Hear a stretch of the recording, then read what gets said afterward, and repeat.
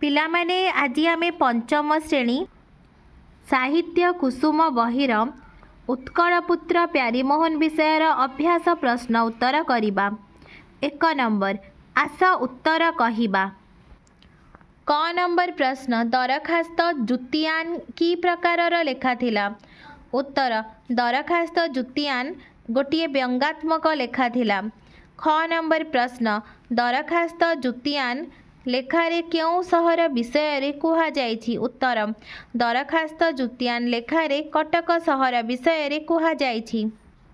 ଗ ନମ୍ବର ପ୍ରଶ୍ନ, ପ୍ୟାରୀମୋହନଙ୍କ ବିଷୟରେ ସରକାର କଲେଜ ଅଧ୍ୟକ୍ଷଙ୍କୁ କେଉଁ ନିର୍ଦ୍ଦେଶ ଦେଇଥିଲେ?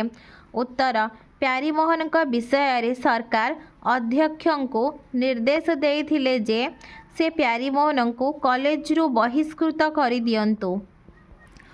ଘ ନମ୍ବର ପ୍ରଶ୍ନ, ଅଧ୍ୟକ୍ଷ ପ୍ୟାରୀମୋହନଙ୍କୁ କ'ଣ କରିବା ପାଇଁ କହିଥିଲେ? ଉତ୍ତର, ଅଧ୍ୟକ୍ଷ ପ୍ୟାରୀମୋହନଙ୍କୁ କ୍ଷମା ମାଗିବା ପାଇଁ କହିଥିଲେ। ୱ ନମ୍ବର ପ୍ରଶ୍ନ, ପ୍ୟାରୀମୋହନ କ୍ଷମା ପ୍ରାର୍ଥନା ପାଇଁ କାହିଁକି ରାଜି ହେଲେ ନାହିଁ?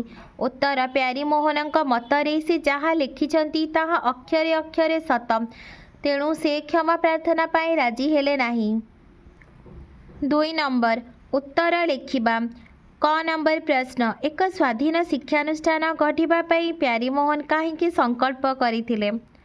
ଉତ୍ତର, ସରକାରୀ ଶିକ୍ଷାନୁଷ୍ଠାନର ମନମୁଖୀ ନୀତି ଯୋଗୁଁ ପ୍ୟାରୀମୋହନ ସ୍ୱାଧୀନ ଶିକ୍ଷାନୁଷ୍ଠାନ ଗଢ଼ିବା ପାଇଁ ସଂକଳ୍ପ କରିଥିଲେ। ଖ ନମ୍ବର ପ୍ରଶ୍ନ, ପ୍ୟାରୀମୋହନ ଚାକିରି କରିବାର କାରଣ କ'ଣ ଥିଲା? ଉତ୍ତର, ପ୍ୟାରୀମୋହନ ଏକ ସ୍ୱାଧୀନ ଶିକ୍ଷାନୁଷ୍ଠାନ ଗଢ଼ିବାର ସଂକଳ୍ପ ନେଇ 1875 ମସିହାରେ କଟକ ଏକାଡେମୀ ନାମରେ ଏକ ମଧ୍ୟ ଇଂରାଜୀ ବିଦ୍ୟାଳୟ ସ୍ଥାପନ କଲେ। କଟକ ଏକାଡେମୀର ଆର୍ଥିକ ଅବସ୍ଥାକୁ ସୁଧାରିବା ପାଇଁ ପ୍ୟାରୀମୋହନ ଚାକିରି କରିଥିଲେ। ଗ ନମ୍ବର ପ୍ରଶ୍ନ, କେଉଁ କେଉଁ କାର୍ଯ୍ୟରେ ପ୍ୟାରୀମୋହନ ନିଜକୁ ଉତ୍ସର୍ଗ କରିଥିଲେ? ଉତ୍ତର, ଉତ୍କଳ ଭାଷା ଶିକ୍ଷାର ବିକାଶ, ସମାଜ କଲ୍ୟାଣ, ଦେଶ ସେବା କାର୍ଯ୍ୟରେ ପ୍ୟାରୀମୋହନ ନିଜକୁ ଉତ୍ସର୍ଗ କରିଥିଲେ। ଘ ନମ୍ବର ପ୍ରଶ୍ନ, ଉତ୍କଳପୁତ୍ର ପତ୍ରିକାରେ ଓଡ଼ିଶାର କେଉଁ କଥା ପ୍ରକାଶ ପାଉଥିଲା? ଉତ୍ତର, ଉତ୍କଳପୁତ୍ର ପତ୍ରିକାରେ ବ୍ରିଟିଶ ଶାସନର ଅନ୍ୟାୟ, ଅବିଚାର ଓ ସେ ବେଳର ସାମାଜିକ କୁସଂସ୍କାର ବିରୋଧରେ କଥା ପ୍ରକାଶ ପାଉଥିଲା। ୱ ନମ୍ବର, ପ୍ୟାରୀମୋହନ ନିର୍ଲୋଭ ଥିଲେ ବୋଲି କେଉଁ କଥାରୁ ଜଣାପଡ଼ୁଛି? ଉତ୍ତର, ଇଂରେଜ ସରକାରଙ୍କ ଦ୍ୱାରା ପ୍ରଦତ୍ତ ଡେପୁଟି ମାଜିଷ୍ଟ୍ରେଟ ପଦବୀକୁ ସେ ପ୍ରତ୍ୟାଖ୍ୟାନ କରିଥିଲେ। ଏହି ଘଟଣାରୁ ସେ ନିର୍ଲୋଭ ଥିଲେ ବୋଲି ଜଣାପଡ଼ୁଛି। 3 ନମ୍ବର, ସରଳ ଭାଷାରେ ବୁଝାଇ ଲେଖିବା। କ ନମ୍ବର, ଦୃଢ଼ମନା ବ୍ୟକ୍ତି ନିଜ ସିଦ୍ଧାନ୍ତରେ ଅଟଳ ରହି ବହୁ ବାଧାବିଘ୍ନର ସମ୍ମୁଖୀନ ହୋଇଥାନ୍ତି, କିନ୍ତୁ ସେହି ଦୃଢ଼ତା ହିଁ ତାଙ୍କୁ ପରିଶେଷରେ ଅପୂର୍ବ ସାଫଲ୍ୟ ଆଣି ଦେଇଥାଏ।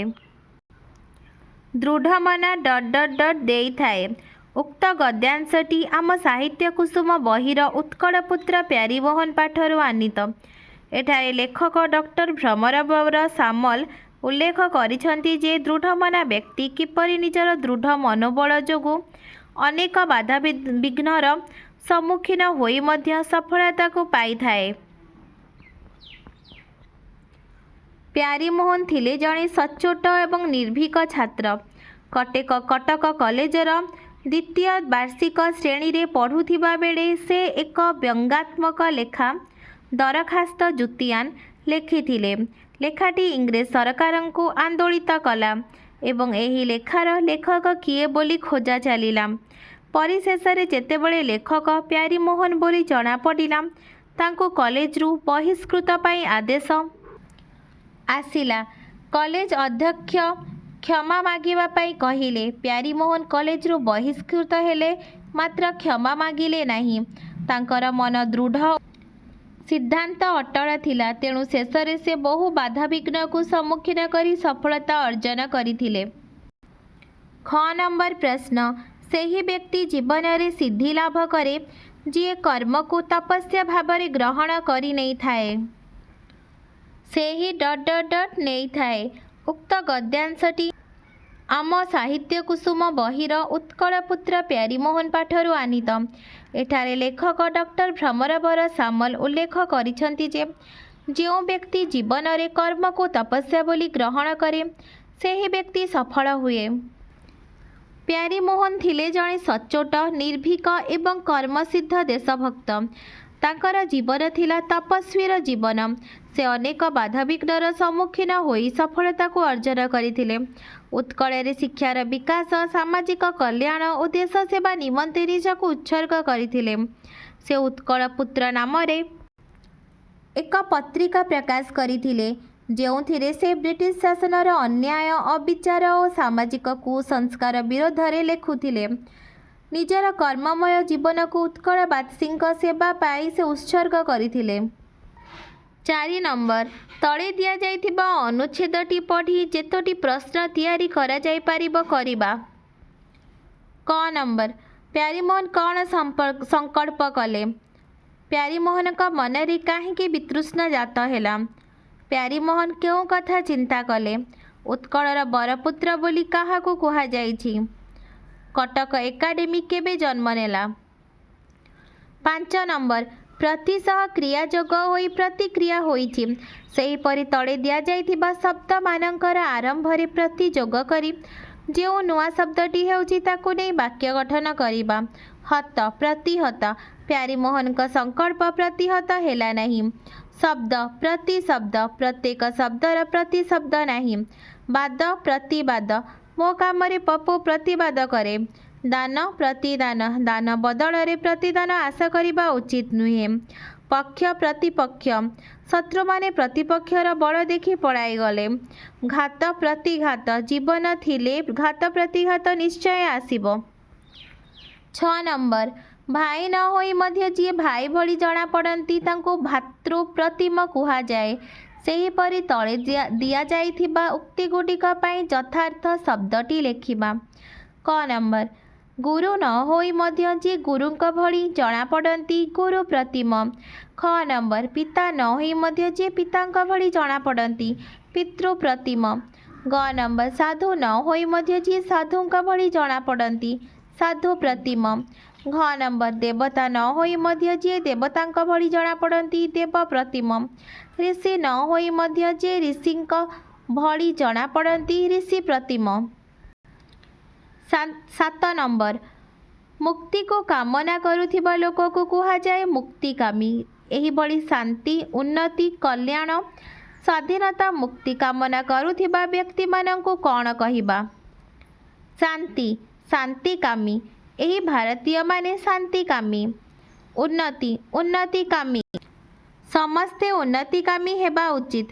कल्याण कल्याणकामी अन्य मानकर कल्याणकामी करिबा दरकार। स्वाधीनता स्वाधीनताकामी देशप्रेमी माने स्वाधीनताकामी थिले। पुण्य पुण्यकामी अन्यर पुण्यकामी करिबा दरकार। 8 नंबर जो लोकर मन दृढ़ थाए ताको गोटिए शब्द रे कुहा जाए दृढ़ मना। सेहीपरि मना शब्द को शेष रे रखी आउ केतोटी शब्द लेखिबा। आन मना उदार मना धर्म मना कार्य मना नीति मना सुख मना। 9 नंबर तले दिया जाइथिबा शब्द मानकु नै वाक्य गठन करिबा। नीतिमय प्यारीमोहन आदर्श नीतिमय जीवन यापन करुथिले। कीर्तिमय महात्मा गांधी समस्त कार्य कीर्तिमय अटे। आनंदमय संसारटा आनंदमय अटे। सौंदर्यमय घंच बण जंगल सौंदर्यमय देखा जाए। दयामय ईश्वर दयामय अटंती। 10 नंबर तललिखित शब्दगुडी को व्यवहार करी प्यारीमोहन का संपर्क रे अनुच्छेदटीए लेखिबा। निर्भीक स्वाधीन चेता त्यागपूत जीवन अन्याय अविचार ब्रिटिश शासन बहिष्कृत शिक्षानुष्ठान। प्यारीमोहन थिले स्वाधीन चेता निर्भीक छात्रटीए। सरकारी शिक्षानुष्ठान रे मनमुखी नीति जोगु से कॉलेज रु बहिष्कृत होइथिले। निज प्रकाशित उत्कल पुत्र पत्रिकारे से ब्रिटिश शासनर अन्याय अविचार संपर्क रे लेखामान प्रकाश करुथिले। तांकर जीवन थिला एक त्यागपूत जीवन।